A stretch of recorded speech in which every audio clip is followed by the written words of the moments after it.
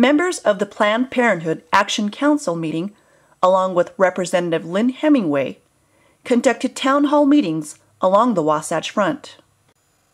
The purpose of the meeting was to introduce the community to its need for an abstinence-based, comprehensive sexuality education. Specifically, abstinence would still be taught in the second track as the best way to prevent unplanned pregnancy and the spread of disease. But accurate information about sexually transmitted disease and contraceptives would also be made available. It was at a town hall that Planned Parenthood's Leanne Webster told the audience that it was a pilot program from North Carolina that served as a model for the new Utah sex education bill. However, upon contacting the representatives for more information, we came away with no real answers. So we did a little research and found a similar program that resembled the two-track bill that Hemingway and Planned Parenthood were promoting. This news article from June 30th, 2009 was a pretty good indicator that we were on the right track in discovering who or what this pilot program was all about. The article stated that in all but one of North Carolina's 100 counties, parents just have two options for their child's education: the mainstream class or nothing. But in New Hanover County, families can also choose between abstinence-only curriculum or a more comprehensive class that includes information about contraceptives. The dual class system dates back to the early 1990s when abstinence-only sex education was first brought in. Instead of abolishing the old class in the 1993-94 school year, the Board of Education chose to run the two side by side. And the two-track comprehensive sex education has been the more popular choice since the two classes were offered in 1993, with about 30% more families choosing that option in the 2007-08 school year. And in a final note, about 60% of students were entered into this two-track comprehensive sex education program, with between 14 and 24% in abstinence only. New Hanover is located in North Carolina. It is positioned along the southeast coast of the state. It is one out of 100 counties in North Carolina and is home to close to 200,000 people. It is also home to only one school district.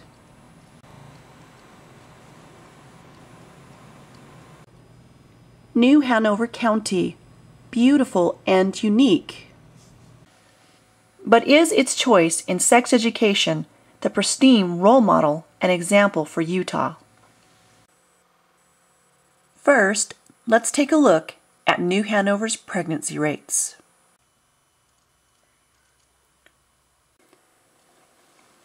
New Hanover's rates for ages 15 to 17 girls have dramatically declined since the 1990s. The same is also true for girls ages 15 to 19.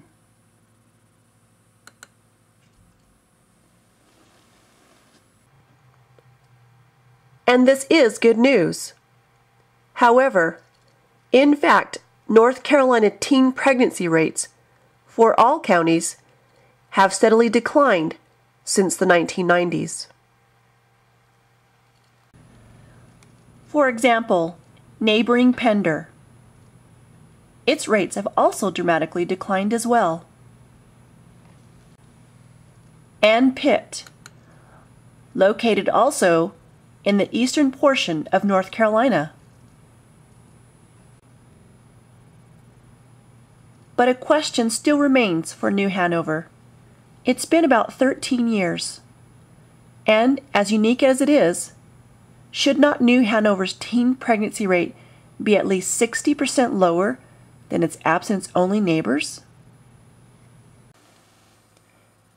Instead, its trend doesn't look much different than many of the other abstinence-only counties. Should it not be dramatically lower than North Carolina in general?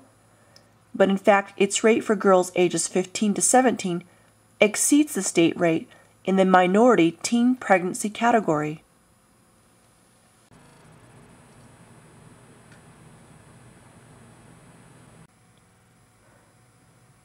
Now let's take a look at STD rates.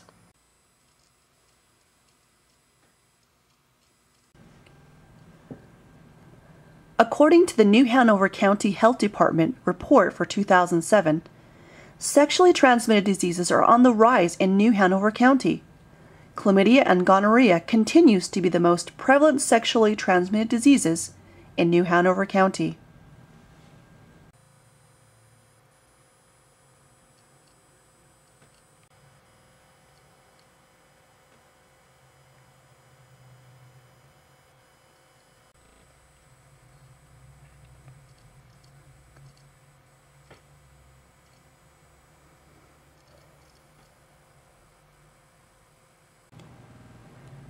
According to North Carolina Epidemiologic Profile for STDs, New Hanover County and the southeastern part of the state experienced a substantial increase in reports of early syphilis in 2006 and 2007.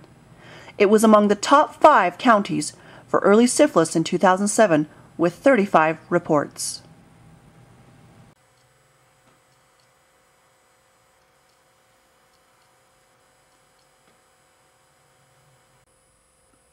New Hanover County did not give any specific data concerning teen rates and STDs. However, a news article from a local college may give some insight as to how well high school graduates may be doing. This article, entitled "STD Rates in Young Adults Causes Alarm," discusses the high STD rates and the sexual behavior for students from 3 local universities. A New Hanover County University is included among them. The author went on to say this about her New Hanover County University.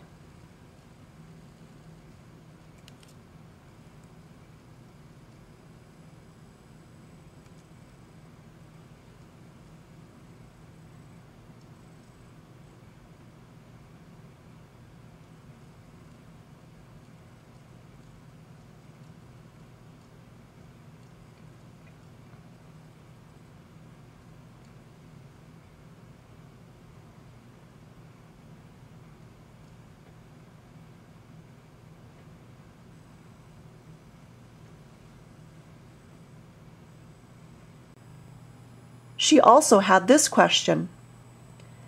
If the statistics for STD rates show that 25% of teens contract an STD every year, it is important to question why they are so high. Is it possible that young adults who pass the diseases on are completely unaware they have contracted them in the first place? Indeed, that is a good question. However, to be fair, it is hard to say how many New Hanover high school students attend the local university, or if many are just like the author, from out of state. After all, New Hanover is a coastal college town.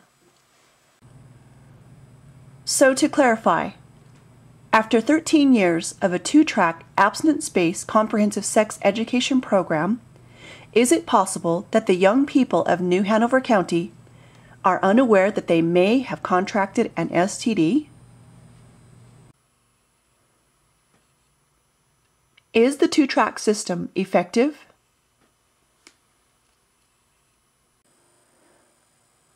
What did Leanne Webster mean when she said that the program Utah's bill is modeled after just finished its pilot year in North Carolina, dramatically lowering numbers of unplanned pregnancies and new cases of STDs? This certainly seems like an issue that the people of Utah should really be looking into.